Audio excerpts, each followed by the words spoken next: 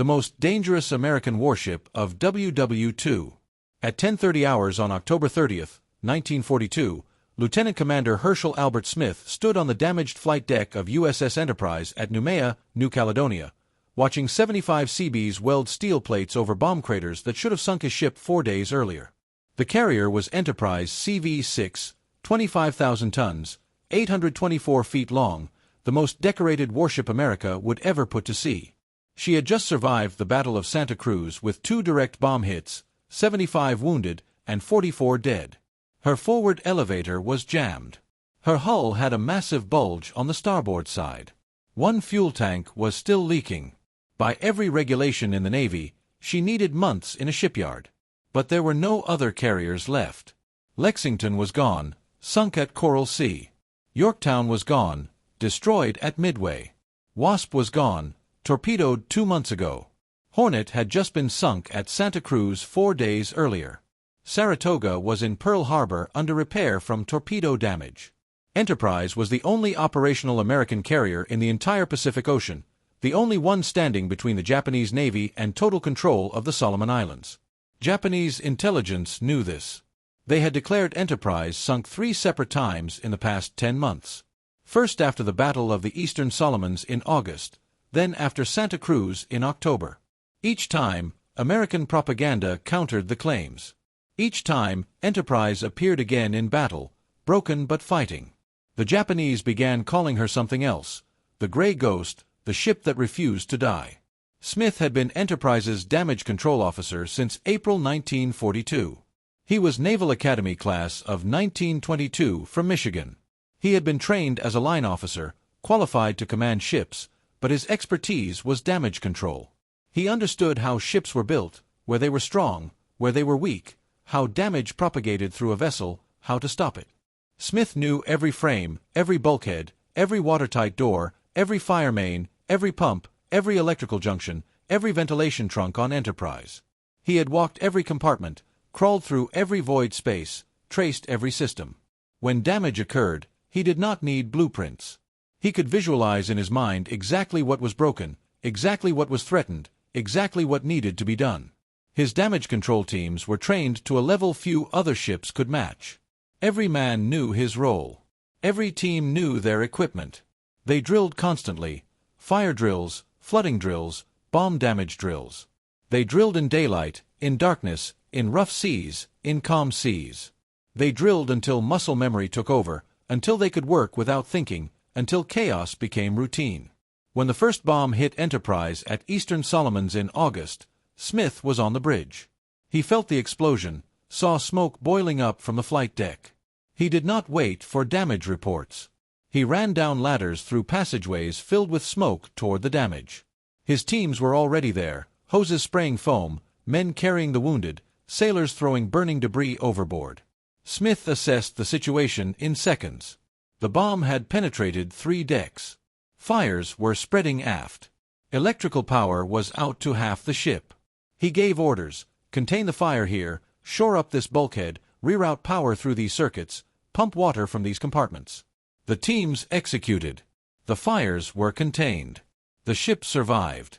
At Santa Cruz in October, Enterprise took 2 direct hits and 2 near misses within 5 minutes. Smith was below decks when the first bomb hit. The explosion knocked him off his feet. Lights went out. Emergency lighting kicked in seconds later. He got up, checked himself for injuries, found none, started running toward the damage. The second bomb hit before he got there. This explosion was closer. The blast wave threw him against a bulkhead. His ears rang. His vision blurred, but he kept moving. The forward part of the ship was chaos. Smoke filled the passageways. Men were screaming. Some were on fire. Some were trapped under wreckage. Electrical cables hung from overhead, sparking. Water was pouring in from ruptured fire mains. Smith started giving orders: get these men out, cut that power, close these hatches, pump this compartment. His voice cut through the chaos. His teams responded. They knew he would not order them to do anything impossible. They trusted him. They followed him. The damage from Santa Cruz should have sunk Enterprise. 2 bombs penetrating to interior spaces, near misses buckling the hull, flooding in multiple compartments, fires threatening magazines. Any one of these problems could doom a ship if not controlled immediately. All of them together should have been overwhelming, but Smith and his teams controlled them all. They saved the ship. At Noumea, Smith supervised repairs for 4 days with 75 Seabees. The Seabees were construction workers, not damage control specialists, but they were skilled welders, carpenters, mechanics. Smith told them what needed to be done. They figured out how to do it. They worked in shifts, 24 hours a day. Welders burned through electrode rods by the hundreds. Carpenters shaped wooden plugs to fit jagged holes in the flight deck. Mechanics jury-rigged the jammed elevator with cables and pulleys. It was not perfect. It was not pretty. But it worked. When Enterprise sailed on November 11th with repairs incomplete, Smith knew the ship was vulnerable. If they took another hit in the bow section where the first bomb had struck at Santa Cruz, the hastily welded steel plates might give way. If they took a hit near the damaged elevator, the whole mechanism could collapse into the hangar deck. If they took a torpedo hit where the near miss had buckled the hull, the compartment would flood faster than pumps could handle. Enterprise could sink in minutes. But Smith also knew that no battle plan survived contact with the enemy. Ships got hit. Sailors got killed. All he could do was prepare his teams to respond fast, respond correctly, respond as if their lives and everyone else's lives depended on what they did in the next few minutes, because they did. During the 4 days at Guadalcanal, November 12th through November 15th, Enterprise was not hit again. Smith and his teams were lucky. The Japanese were too busy being destroyed by American aircraft to attack the carrier effectively. But the Seabees kept working. They finished repairs on the elevator. They reinforced the hull patches. They restored systems to full capability. By the time Enterprise returned to Noumea on November 16th, she was in better shape than when she had sailed 5 days earlier. The ship had been repaired during combat operations. It was unprecedented. Then the message came through on November 10th. Japanese battleships were heading for Guadalcanal. They planned to bombard Henderson Field, destroy the American airbase, then land reinforcements to retake the island. Enterprise had to sortie now, tonight, no matter her condition. Captain Osborne Bennett Hardison received the order at 1800 hours. He was 49 years old, Naval Academy class of 1916 from North Carolina. He had commanded Enterprise for exactly 10 days. He looked at the damage reports, looked at Smith, asked one question, "Can she fight?" Smith told him the truth. The forward elevator was still jammed. The hull still had leaks. The watertight integrity was compromised. If they took another hit in the wrong place, Enterprise would sink fast. But her engines worked, her steering worked, her catapults could launch aircraft. She could fight. Hardison gave the order. Enterprise would sail at 0600 on November 11th with the Seabees still aboard, welders still working, air hammers still pounding, repair crews still trying to fix what battle had broken. What happened over the next 4 days would decide the Guadalcanal campaign and prove that one damaged carrier mattered more than all the pristine battleships the Japanese could bring to bear. The problem was not that America lacked ships. By November 1942, American shipyards were launching new destroyers, cruisers, battleships at record pace, but carriers took longer to build. The new Essex-class carriers would not arrive until 1943. The Independence-class light carriers would not be ready until mid-1943. For now, in November 1942, Enterprise was all there was. The Japanese knew this advantage would not last. They had to destroy American forces at Guadalcanal before American industrial power overwhelmed them. They committed their combined fleet to a massive operation. Battleships Hai and Kirishima would bombard Henderson Field. Cruisers and destroyers would escort troop transports. Carriers would provide air cover. The operation would crush American resistance and reclaim Guadalcanal. On the American side, the situation was desperate. Marines on Guadalcanal held Henderson Field by their fingernails. They needed air support. They needed supplies. They needed Enterprise to get aircraft close enough to fight Japanese ships heading south. Enterprise left Noumea Harbor at dawn on November 11th. She made the open sea with her deck still shaking from air hammers, welder sparks still flashing, the big bulge in her starboard side clearly visible, fuel oil still seeping from ruptured tanks. The Seabees kept working. Smith supervised repairs even as Enterprise headed into combat. The carrier's air group had been devastated at Santa Cruz. VF-10, the fighter squadron called the Grim Reapers, had lost half their pilots. VB-10, the dive bomber squadron, had lost aircraft and crews. VT-10, the torpedo squadron, was down to barely functional strength. But they could still fly. They could still fight. On November 12th, Enterprise launched her first strikes against Japanese forces approaching Guadalcanal. The carrier was 200 miles from the combat zone. Her aircraft had to fly through weather fronts, navigate by dead reckoning, find targets in open ocean, then return to a moving ship. The pilots had been doing this for months. They made it look routine. It was not. Her bombers found cruiser Kinagasa at 0900 hours, steaming northwest after bombarding Henderson Field the previous night. The cruiser thought she had escaped. She was wrong. Enterprise dive bombers, Douglas SBD Dauntless aircraft from Bombing Squadron 10, rolled in from 12,000 feet. The ship tried to maneuver, throwing up anti-aircraft fire, but the American pilots had practiced dive bombing for years. They hit her with 500-pound bombs at 9:36 in the morning.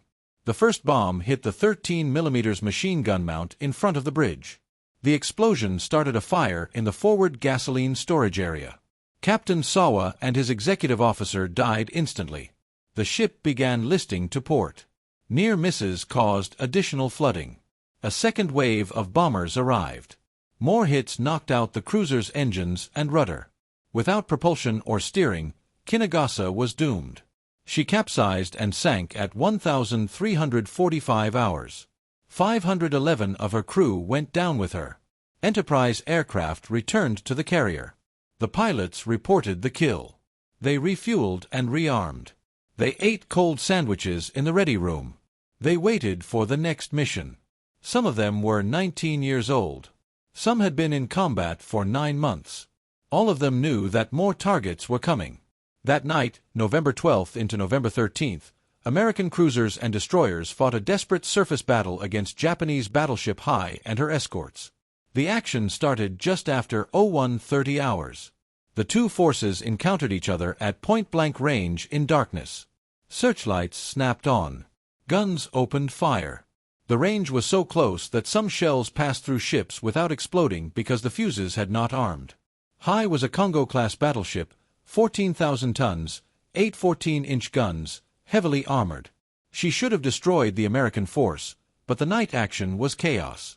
American destroyers launched torpedoes. American cruisers fired at close range. Hai took dozens of 8-inch and 6-inch shell hits.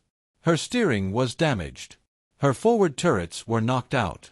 A torpedo hit flooded compartments.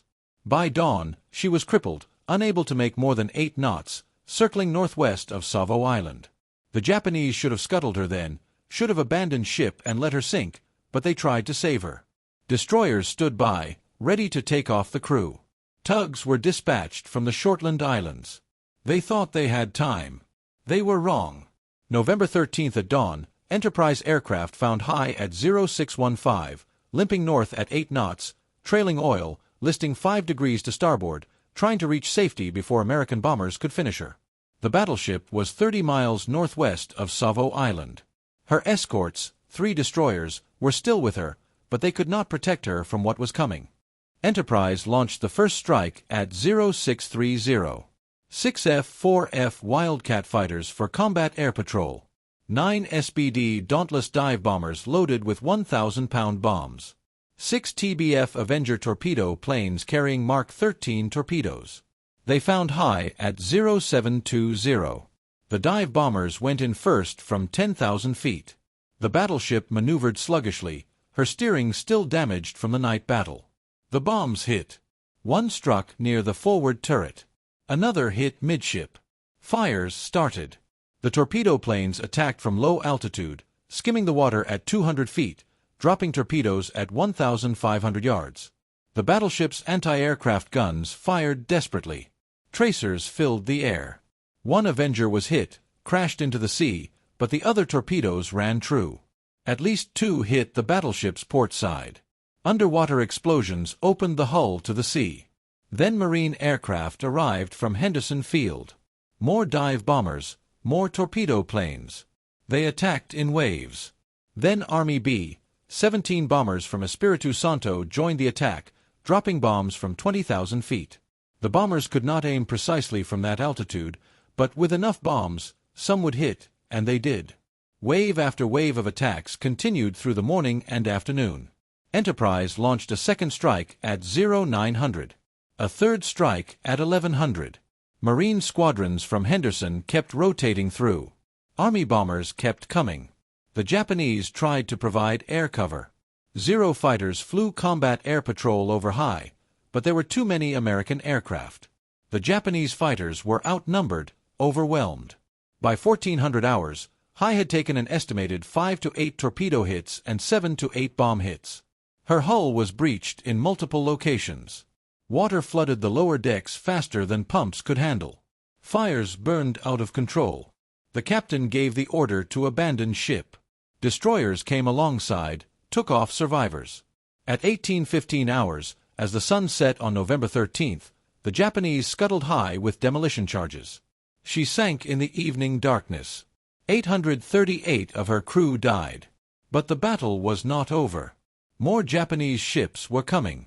Cruisers, destroyers, and battleship Kirishima were approaching Guadalcanal for another bombardment run, and 11 Japanese troop transports were steaming south, packed with 10,000 soldiers to retake the island. Enterprise kept launching strikes. Her pilots were exhausted. They had flown multiple missions per day for 3 days. Some had been shot down, rescued, and flew again the same day. The maintenance crews worked miracles, keeping damaged aircraft flying. The Seabees kept repairing battle damage from Santa Cruz, while new damage from Japanese air attacks kept appearing. On November 14th, Enterprise bombers found the Japanese troop convoy at 0800 hours. 11 transports, tightly packed in formation, heading straight for Guadalcanal at 12 knots. Each transport carried between 800 and 1,000 Japanese soldiers. The soldiers were the veteran troops of the 38th Division, battle-hardened from China, equipped with artillery, tanks, ammunition for a major offensive. If they landed, they could retake Guadalcanal. The Marines at Henderson Field could not stop them. Enterprise dive bombers attacked first at 0830. They rolled in from 12,000 feet, diving at 70 degrees, accelerating to 280 miles per hour, releasing bombs at 1,500 feet, pulling out at 500 feet. The transports had no chance. They were cargo vessels, not warships. Thin hulls, no armor, loaded with fuel and ammunition. When the bombs hit, the ships exploded. The first transport to die was Kinugawa Maru. A 1,000-pound bomb hit her amidships, penetrated to the engine room, exploded. The ship broke in half. She sank in minutes. 300 soldiers went down with her. Canberra Maru took 3 hits. Fires spread through the ship. The captain tried to beach her, but she sank before reaching shore. 450 drowned. Brisbane Maru was hit by 2 bombs. One hit the forward hold loaded with ammunition. The explosion blew off the bow. She sank stern first. Marine aircraft from Henderson Field joined the attack at 0900. More dive bombers. They found targets everywhere. The convoy was breaking apart, each ship trying to escape independently. But there was nowhere to run. The ocean was 2,000 fathoms deep here. If a ship sank, men could not swim to shore. They drowned. Army B-17 bombers arrived at 0930 from Espiritu Santo. They bombed from altitude. Their accuracy was poor compared to dive bombers, but the transports were large targets. More hits, more fires, more sinking ships. Enterprise launched a second strike at 1,000 hours. Fresh pilots, more bombs, more torpedoes. They found targets still burning from the first strike. They attacked the survivors. The slaughter continued through midday. By 1400 hours, 7 of the 11 transports had been sunk: Arizona Maru, Brisbane Maru, Canberra Maru, Kinugawa Maru, Nagara Maru, Nako Maru, and Shinanagawa Maru. All gone. Thousands of soldiers drowned. The survivors clung to wreckage, waiting for rescue that would not come fast enough. The 4 remaining transports, all damaged, burning, tried to reach Guadalcanal to beach themselves. They knew they were doomed, but thought they could at least land their troops before sinking. They steamed through the night, fires visible for miles. American forces on Guadalcanal watched them approach. The ships reached the beach at Tassafaronga at dawn on November 15th and ran themselves aground. Their bows touched shore. Soldiers jumped into the water, waded to the beach. But most had lost their equipment. Their artillery was at the bottom of the ocean. Their tanks were gone. Their ammunition, food, medical supplies, all lost. Of the 10,000 soldiers who left the Shortland Islands, fewer than 2,000 made it to shore with weapons. The rest were dead or had landed with nothing but the clothes they wore. That night, November 14th into November 15th, came the final surface battle. American battleships Washington and South Dakota, with 4 destroyers, intercepted the Japanese force trying to bombard Henderson Field. Battleship Kirishima led 4 cruisers and 9 destroyers south. The night action was devastating. Japanese ships swept aside the American destroyer screen. South Dakota took heavy damage and lost communications. But when the Japanese concentrated fire on South Dakota, they revealed their positions to Washington. The American battleship hammered Kirishima with 16-inch and 5-inch guns at close range. Multiple hits set Kirishima ablaze.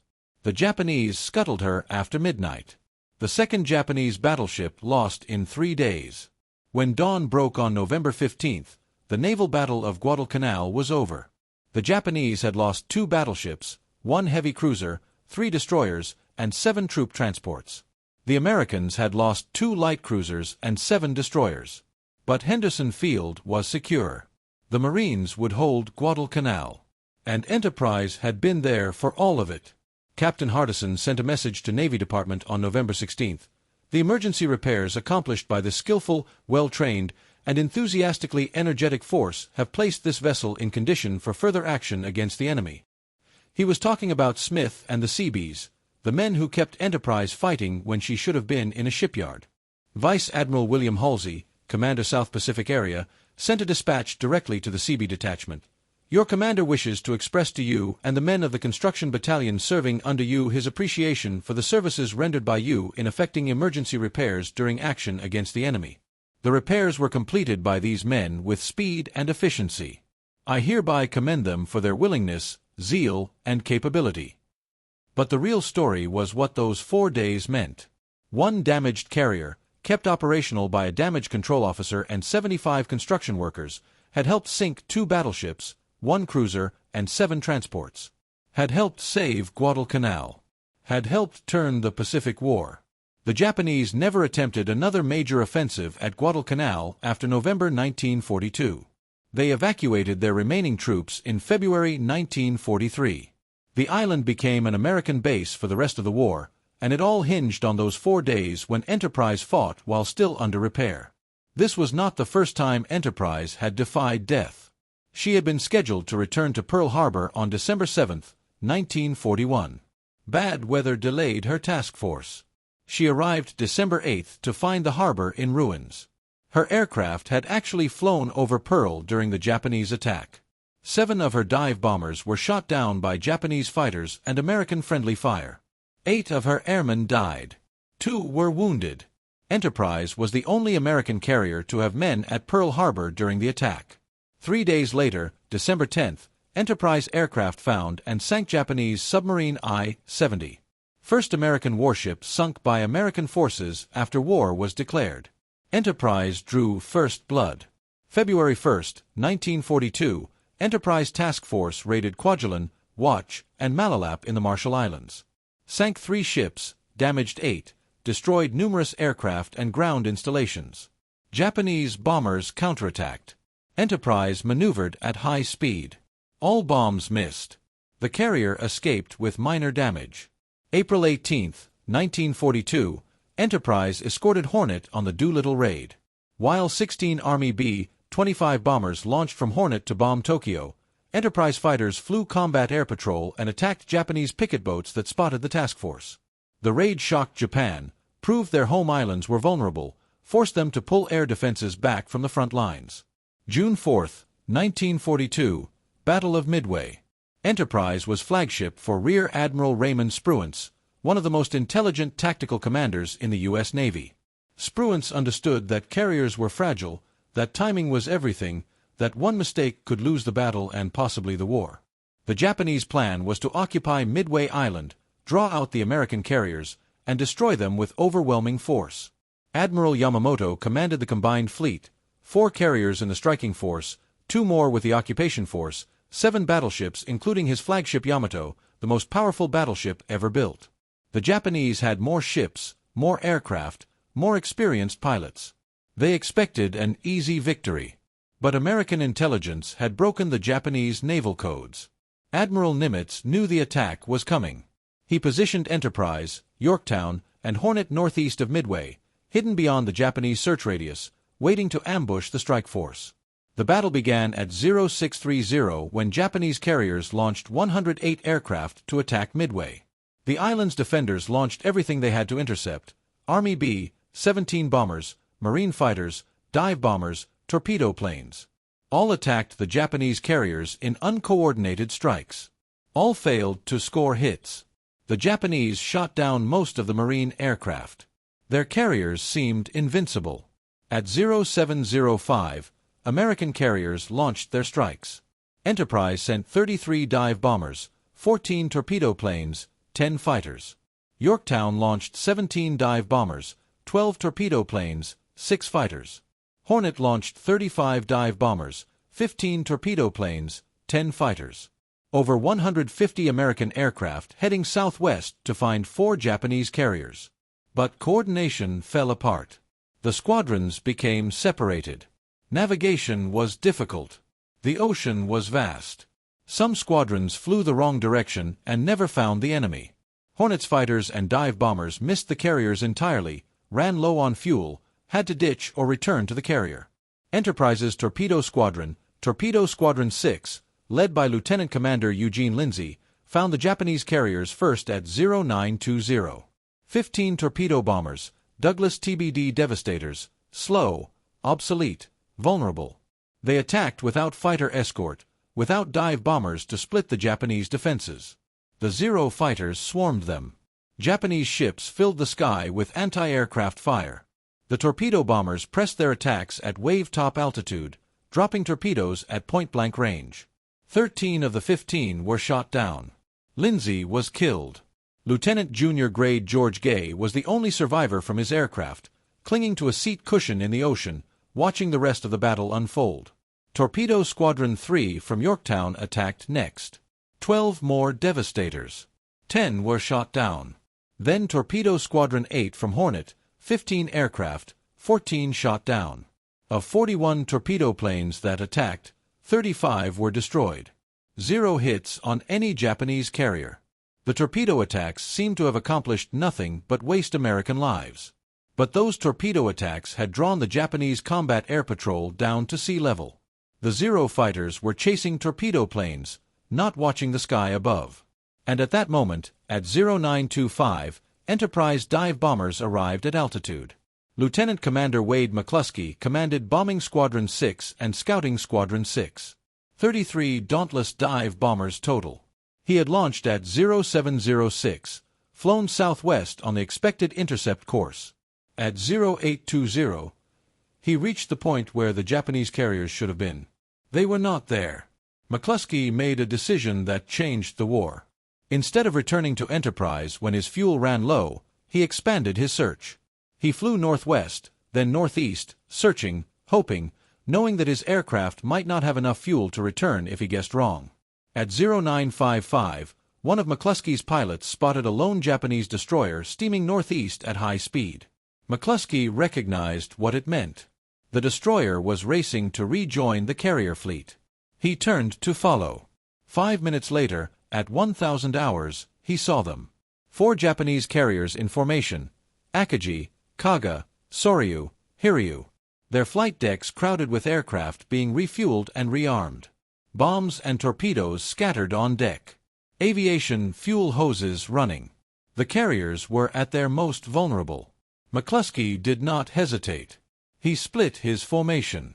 17 dive bombers would attack Kaga. 16 would attack Akagi. They rolled in from 14,000 feet.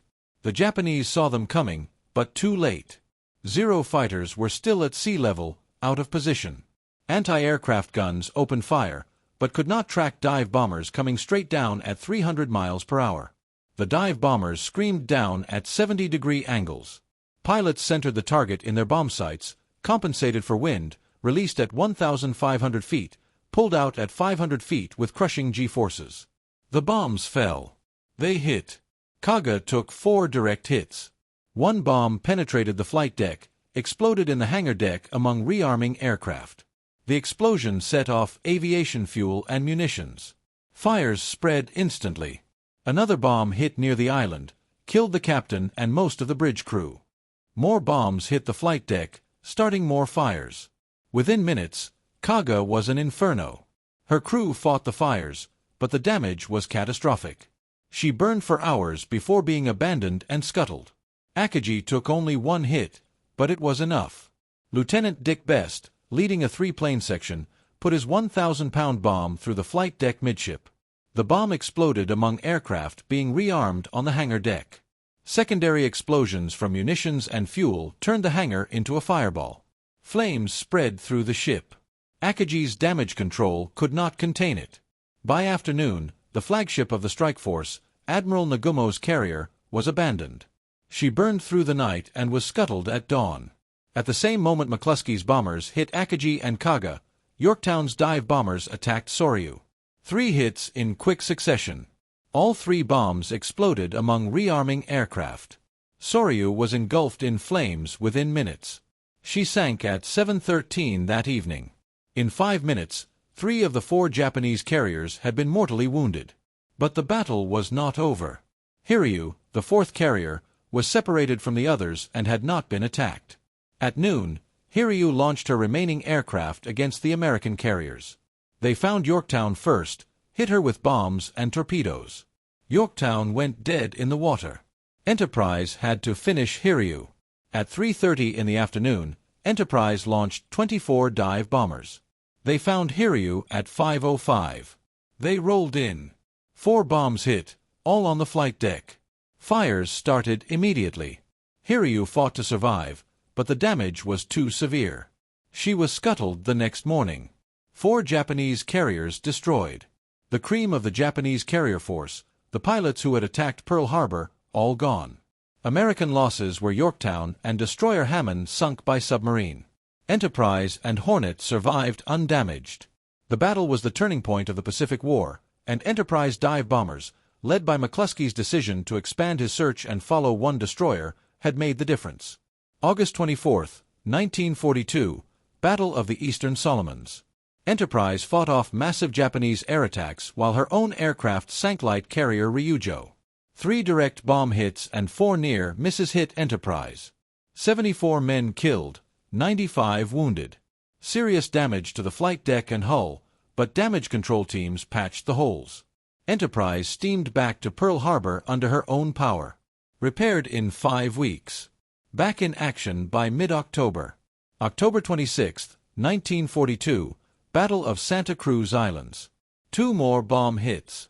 44 more dead, 75 wounded. Hornet sunk. Enterprise the last carrier standing.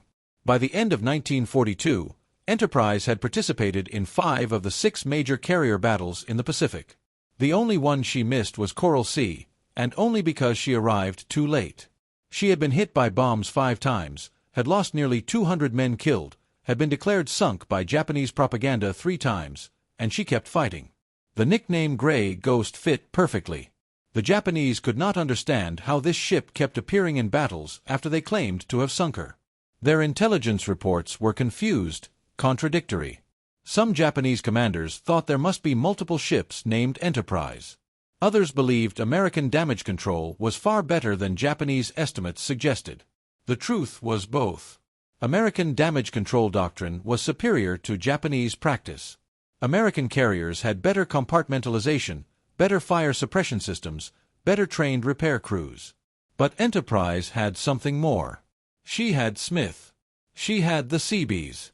She had captains like Hardison who would take a damaged ship into battle because the mission demanded it. She had pilots who flew until their aircraft fell apart, then flew borrowed aircraft. She had a crew that believed their ship was special, that she could not be sunk, that they would survive anything. In 1943 and 1944, as new Essex-class carriers joined the fleet, Enterprise's role changed. She was no longer alone, but she was still fighting. She participated in the Gilbert Islands Campaign, the Marshall Islands Campaign, the strikes against Truk, the Marianas Campaign, the Battle of the Philippine Sea, the Battle of Leyte Gulf. At Leyte Gulf in October 1944, the largest naval battle in history, Enterprise aircraft sank 3 enemy ships and shot down 52 enemy planes, more than any other carrier in the battle. She took 2 kamikaze hits, but the damage was minor. Enterprise had fought in so many battles that even kamikaze crashes barely slowed her down. In late 1944, Enterprise pioneered night carrier operations. She became the first carrier equipped and trained for round-the-clock air operations. Her night fighters protected the fleet from Japanese night attacks. Her night bombers struck Japanese bases in darkness. The concept proved so successful that the Navy created dedicated night carrier air groups. February 1945, Enterprise supported the invasion of Iwo Jima. Her aircraft flew continuously over the island for 174 hours. 174 hours of continuous air operations. No other carrier in history had matched that endurance. March 1945, Enterprise participated in strikes against the Japanese home islands. Her aircraft bombed Tokyo, Kobe, Nagoya. She took minor bomb damage on March 18 but continued operations. April 11, 1945, off Okinawa, a kamikaze hit the forward part of the flight deck. 14 men killed, 34 wounded. The forward elevator was damaged again, just like at Santa Cruz. Enterprise steamed to Ulithi for repairs. May 14, 1945, back at Okinawa, another kamikaze. This one penetrated the flight deck and exploded near the forward elevator. 13 men killed, 68 wounded. The explosion blew a hole through multiple decks. Fires raged, but damage control teams contained the damage. Enterprise survived. This was her last wound of World War II. The damage was severe enough that repairs took until late August. By the time Enterprise returned to the Pacific, Japan had surrendered. She missed the surrender ceremony in Tokyo Bay. After 7 years of service and 20 major battles, Enterprise was in a repair dock when the war ended. Her final tally was staggering: 911 enemy aircraft shot down by her fighters and gunners. 71 enemy ships sunk by her bombers. 192 more enemy ships damaged or destroyed. She had steamed over 275,000 miles in wartime operations. Participated in 18 of the 22 major carrier actions in the Pacific, more than any other American ship. Enterprise earned 20 battle stars, 3 more than any other U.S. warship in World War II. She received the Presidential Unit Citation. She received the Navy Unit Commendation. She was the only carrier to receive both. On November 23, 1945, at Southampton, England, the British Admiralty presented Enterprise with the Admiralty Pennant. First time in over 400 years that this honor had been given to a foreign warship. Secretary of the Navy James Forrestal called Enterprise the one vessel that most nearly symbolizes the history of the United States Navy in World War II. But when the war ended, America forgot. Enterprise was decommissioned on February 17, 1947. Plans to preserve her as a memorial were announced. Fundraising began, but the money never materialized. The ship sat in reserve for years. In 1949, plans to make her a permanent memorial in New York were suspended. Subsequent attempts failed. On July 1, 1958, Enterprise was sold to Lipset Corporation for scrapping. By March 1960, she was gone. Cut up for scrap metal at Kearny, New Jersey. The most decorated ship in U.S. Navy history. The carrier that fought from Pearl Harbor to Okinawa. The gray ghost that refused to die in battle. Destroyed by accountants and indifference. Some pieces survived. Her bell went to the Naval Academy at Annapolis. Her stern plate went to River Vale, New Jersey. An anchor went to the Washington Navy Yard. A few portholes and fittings were saved by veterans, but the ship itself was erased. Hershel Smith, the damage control officer who kept Enterprise fighting through 20 battles, retired from the Navy as a captain. He never received a major decoration for his work. The official records credited Enterprise's survival to her design and her crew. Smith's name appeared in some after-action reports, nothing more. Captain Hardison, who commanded Enterprise during the desperate November 1942 battles, rose to vice admiral before retiring. He died in February 1959 from injuries in a car accident. He was buried at Arlington National Cemetery. His papers are preserved at the University of North Carolina. The Seabees who repaired Enterprise while under fire at Guadalcanal returned to construction work after the war. Most never talked about what they had done. They were construction workers, not heroes. They built things. That was all. Wade McCluskey, the air group commander who led Enterprise bombers to victory at Midway, retired as a rear admiral. He died in 1976. His decisions at Midway, when he spotted a lone Japanese destroyer and followed it to find the enemy fleet, changed the course of the war, but few people remember his name. The pilots who flew from Enterprise, the men who made her the most dangerous ship in the Pacific, mostly returned to civilian life. Some stayed in the Navy. Some became airline pilots. Some went back to farms in Iowa and factories in Michigan and offices in California. They had fought in the greatest naval war in history. Then they came home and went back to being ordinary Americans. 30,000 men served aboard Enterprise during her 9 years of active service. 103 enlisted men and 1 officer earned all 20 battle stars awarded to the ship. They served through every battle from Pearl Harbor to Okinawa. Their names are preserved in Navy records. Their stories are mostly forgotten. In 1958, the same year Enterprise was sold for scrap, the Navy commissioned a new carrier, USS Enterprise CVN-65, first nuclear-powered aircraft carrier in history. She served for 51 years, longer than any other carrier. Commissioned in November 1961, she deployed to the Mediterranean, the Pacific, participated in the Cuban Missile Crisis, served multiple tours in Vietnam, conducted operations in the Indian Ocean and Persian Gulf. The name lived on through decades of Cold War and beyond. In the future, another Enterprise will be built. CVN-80, a Ford-class supercarrier, is scheduled for completion in the 2020s. The name will not die. The tradition continues. But the original Enterprise, the Gray Ghost, the carrier that fought from Pearl Harbor to Okinawa, exists now only in photographs and memories and in the stories passed down by those who served. There is a lesson in how Enterprise was lost. America spent billions building her. Thousands of men served aboard her. She fought in every major battle of the Pacific War. She earned more decorations than any other ship. She symbolized American naval power at its finest moment. And when the war ended, she was scrapped because no one wanted to pay for her preservation. The failure to save Enterprise became a wake-up call that changed how America preserves its military heritage. After her loss, preservation movements gained momentum and support. Veterans groups organized. Fundraising became more professional. Public awareness increased about the importance of saving these historic vessels before they disappeared forever. USS Intrepid became a museum in New York. USS Hornet became a museum in California. USS Lexington became a museum in Texas. USS Yorktown became a museum in South Carolina. 4 Essex-class carriers were saved. 1 Midway-class carrier was saved. These ships now educate millions of visitors each year about naval history, about sacrifice, about the men who served. But Enterprise, the ship that mattered most, the carrier that earned more battle stars than any other, was gone. That loss taught America a lesson it would not forget. In 1991, a historian researching carrier operations in World War II found the full story of Enterprise in Navy archives. The war damage reports, the action reports, the citations, the crew rosters, the story of how one carrier, damaged at Santa Cruz and repaired by Seabees, fought through the naval battle of Guadalcanal and changed the Pacific War. The historian tried to find veterans to interview. Many had died, but some remained. They were in their 70s by then. They remembered. They remembered the smell of aviation fuel and burning metal. They remembered the sound of aircraft engines and anti-aircraft guns.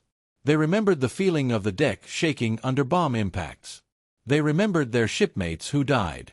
They remembered November 1942 when Enterprise was the only American carrier left, when she sailed into battle while still under repair, when Seabees welded steel plates on her flight deck while Japanese aircraft attacked. They remembered that their ship had made the difference. That is how naval power actually works in war.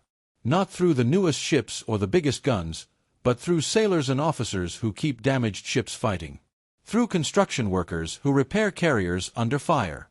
Through pilots who fly one more mission when they are too exhausted to see straight. Through damage control teams who fight fires and patch holes while the ship heads back into combat. Enterprise was the most dangerous American warship of World War II. Not because she was the biggest or newest or most advanced. She was dangerous because she would not quit.